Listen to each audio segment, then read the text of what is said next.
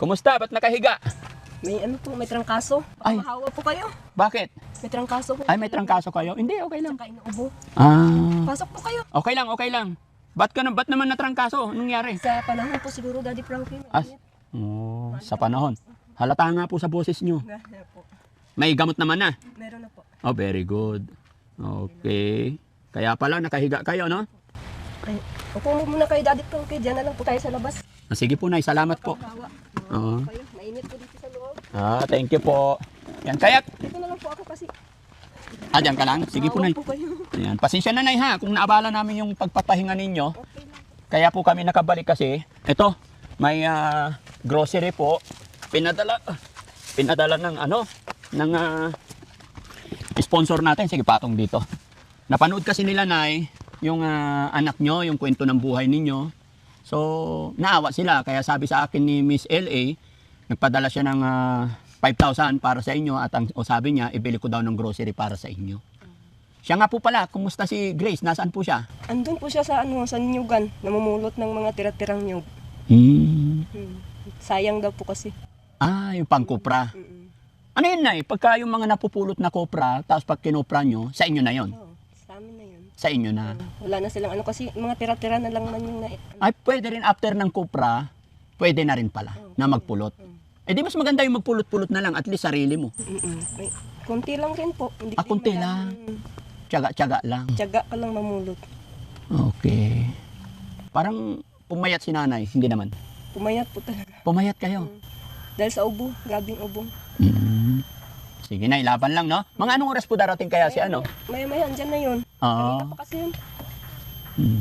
Malayo ba yun yung pinag-aanuhan niya? Malapit lang. Malapit lang din. Malapit lang.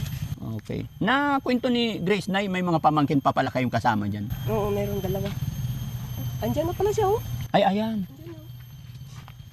Ah, nagmumotor din talaga siya, Nay?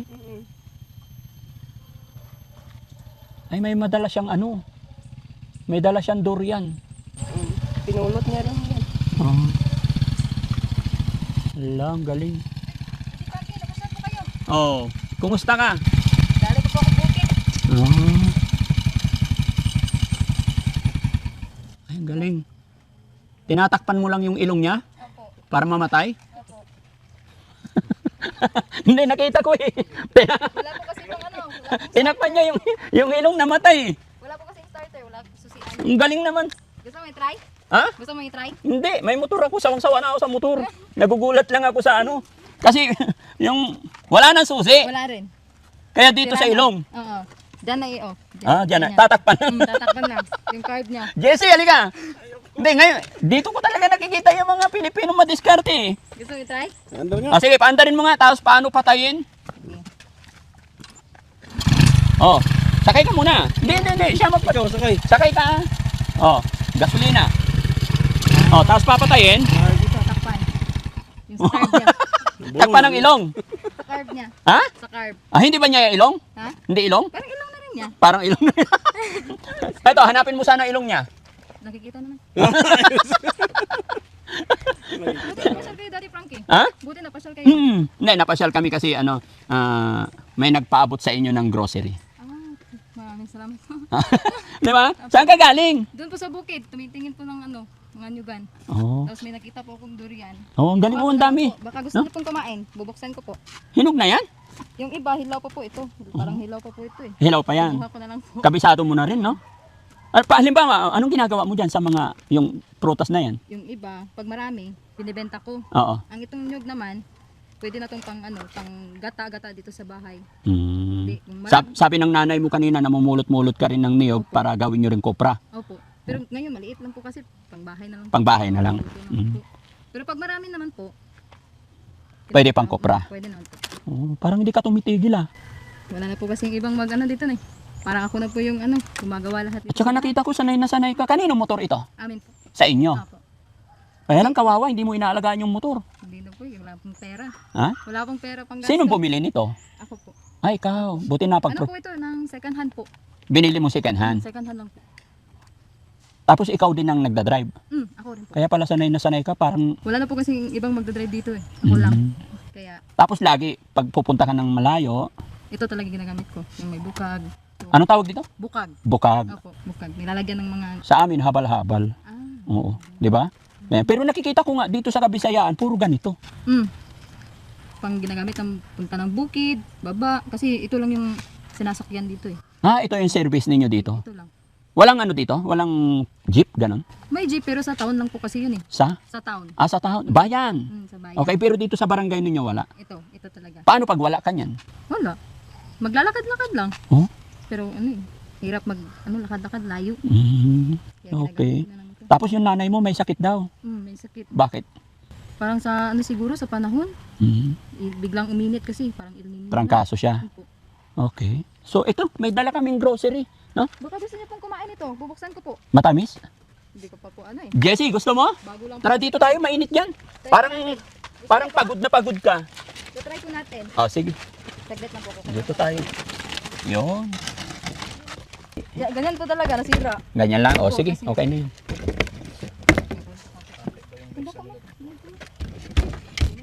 Ayan na mga kababayan, no? Bibigyan niya tayo ng ano.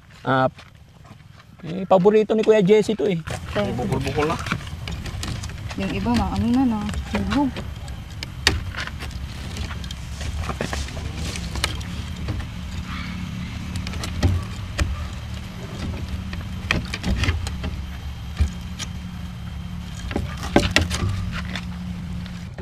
Hoy, baka mabuslot dito. Ganyan na pala. Yan ba? Sarap. Ay, masumok ni. Pero green. Nasarap. Kahapon, pumunta kayo ng Kidapawan. Oo, dumaan kami doon. Yan, sino gusto? Sayang. Bustak. Kain kayo. Bustak. Gusto. Kuya. Dito ka. Kuya Rizky, dito ka. Yan. Ano ba to? Meron pa. Masarap, matamis. Parang ito lang muna. Ay, bubog sirado. Ayun. Meron pa. Ayan na, Jesse, kain ka. Meron pang dalawa. Sa'yo maliit. Maliit lang. Ayun o. Wala na ba to? Meron pa? Dito na yung buto. Wala na? Wala na. Masarap. Maliit yun, masarap. Masarap. Baka may hinog pa. Tirahin na. Ito. Parang hinog. Kasi nag-iari na. Lahat hinog naman eh. So, yung ito. Lato. Lato. Pero matamis yun. Tubig. Baka gusto ng tubig. Hindi, okay lang. Drink. Ayan, madaling biyakin. Kasi hinog na. Parisin ng ng tubig. Hindi. Wala ka na ibibenta. Panginin. Binigay mo na sa amin. Kay Daddy Frank yun. Sarap to. Ikaw, kain ka din. Golden. Baka sumakit yung likod. Golden puyat. Golden puyat. Sino? Anong puyat? Yung puyat variety. Variety ng durian. Puyat. Lagi na sumasakit ang likod ko eh. Pero masarap eh. Pag nasa Pangasinan na ako guys, wala na. Makakabili lang ako nito pag nasa Makati kami. Sobrang mahal sa Makati. Awit ha. Sabi kong wala na yan eh. Magkano to sa Makati, Daddy Frank? Magkano pinili mo nakaraan? Binili mo ako. Yung maliit. Ha? 850 per kilo. Isang kilo? Kaya 3 piraso, 4-5. Mahal. Maliit pa yung isa. Ay, ito pala yun. Tapos may damage pa yung nabigay sa'yo, boss. Kain ka. Kuya, kaya gusto. Kuya. Anong variety yan? Ano pong 101. puyat? Puyat. D101. Ha? D101. Day 101? Hirap ka makatulog yan, Dad. Hmm? Hirap ka makatulog yan. Bakit? Lagi kang puyat niyan. Hindi ah. Unit yung nalungan to. O gano'ng kasama. May ano pa? Pait. Yung mga tabi. Wala. Overripe na eh. Pait. May ano na siya, itim-itim. Hmm. Pero masarap. Kaya sabihin nyo, hilaw. Lagi na to. Ito lang pala yung ano. Laki, daya mo. Sarap mo. Oo. Ayun. Yummy. Masarap kumain ni Kuya Butiti. Na? Kaya siguro malakitan mo. Ito kuya, may inuwan sa tanong. Overripe na to. Ba't may dugo? Hugasaw kamay. GC. Ba't may dugo? Dugo nga yan oh. Aw! Yung pag ganun ko. Hello po. Ano may dugo? Meron pa isa. Malaki din. Sige na. Buti nakakuha ko ng durian. Pang merienda. Isa na lang, mag-agawan pa. Pinoy. Pwede ito rin gawin pang scrub sa mukha. Pwede pa ba itong mabenta itong buto? Tutubo ba yan sa amin? Ha? Tutubo sa amin yan. Excuse me. Sa Sa Luzon? Overripe kasi ito eh. May pait. Dalayin ko yan. Pero same lang itong isa, ano? Yung buto mabibenta to. Ah, binibenta rin ang buto? Mabibenta to. Anong ginagawa sa Per buto? kilo. Ha? Bibenta sa yung nagtatanim ng mga prutas. Ah, okay. Ano nila. Seedling. Seedling Akala lang. ko nakakain din. Hindi po. Aray ko. Ayan, oh, sayang. Pag kumakain kami ng durian dito, iniipon namin yung mga biso ng durian para ibenta naman. Yung buto, Mm-mm. itatanim. Para Okay. magkapera rin. Puro ano ka talaga, ano? Wala kang inisip kundi magkapera. Para ano? Para? Dito sa bahay, panggastos, ganun. Ganun talaga sa probinsya mga kababayan. Kung hindi ka marunong mag-isip ng pagkakakitaan, wala, gutom ang abot mo. Hindi ka marunong magsikap, wala talaga. Hindi ka marunong na magbiak ng durian. Lagi naman ako, nung sa Makati ako, lagi akong bumibili niyan. Paborito ko talaga yan. Paborito mo pero sumasakit yung ano. Tsaka pag bumili ako niyan, halimbawa 3 piraso, lagay ko lang sa rep. Kahit matutulog na ako, kakain, pagising, kakain. Hindi ka naman po high blood. Hindi pa naman awa ng Diyos. No, wala pang maintenance. Wala. Oh. Bakit pag meron? Wala lang. Delikado. Delikado. Oh. Kasi Okay. mataas sa uric acid kasi ito eh. Ay, mataas talaga? Mm-mm. Okay. Oh. Tabi na natin yung basura doon, guys.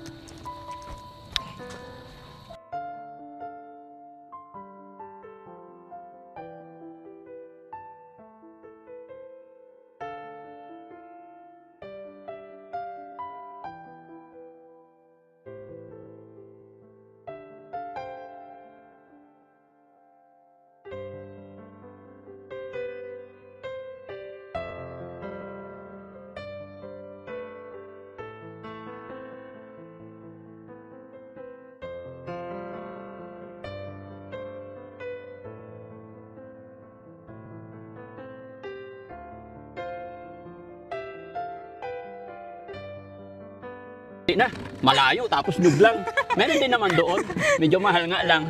Dito kinukuha lang. Pinupulot-pulot lang, no? Sawa-sawa. Pagtapos ng ano. Ano yung pag naggulay kayo, muron gata? Minsan kasi makaano yan, kanang dito. Ano? Maka-acid. Ah, yung gata din? Pag laging gata? Kabuhion kung sa ano pa Bisaya. Ano yung, Kabuhi. ano yung kabuhi? Yung sumasakit yung dito mo, Ah, tumitigas. para kang matanda mag-isip eh, no? Ang dami mong alam. Lahat ng pagkain may ano. Meron. Sa akin, di ko wala sa isip ko yan eh. Hanggat walang naramdaman, sige kain eh. No? Go rin. Pero hindi, nakatry ka na nag-acid? Hindi rin? Grabe. Wala sa amin yung salitang acid. Ano pala? Pero napapagod yung katawan ko. Nagkakasakit din. Pero hindi ko alam kung ano. May Basta, vitamins, pag may sakit, pa doktor. doktor. Hindi ko alam Sa amin dito yung mga ano, pag magkasakit, yung mga halaman-halaman lang. sa inyo. Mm-mm. Kaya alam nyo yung mga sakit. Mm. Alam ko rin yung acid, syempre, pero hindi ko pa, aywan ko, hindi ako naka-acid, hindi naman ako high blood. Maingat kasi ako sa katawan. Malakas akong kumain ng kung ano-ano. Healthy living. Kuya Rizky, pasuyo naman, bago tayo gabihin, ilabas natin, no? So mga kababayan, mga kabarangay, masarap kasing kausap si Ate Grace. Masarap siyang kausap, kumbaga, napaka-matured po niya. Marami akong natututunan. Sa kanya ko nga lang nakita na pagpatayin ang motor, pisilin lang sa ilong pala. Sinilang sa ilong. Oo, di ba? Sa kanya ko lang po natutunan kaya nawiwili ako. Pero bago tayo magtuloy-tuloy mga kababayan, gusto kong ilabas itong grocery para kita-kita yung ganda mo sa camera. May Ito talaga to. Ayan. Ayan, dito na lang to. So mga kababayan, kaya ilalabas natin para makita po ng sponsor na yung perang ipinadala nila is makikita talaga na ibinili natin. At ang namili po nito, sinong namili? Si Chano? Si Kuya Chano po ang namili niyan. No? So ang perang pinamili namin is halagang 5,000. Okay?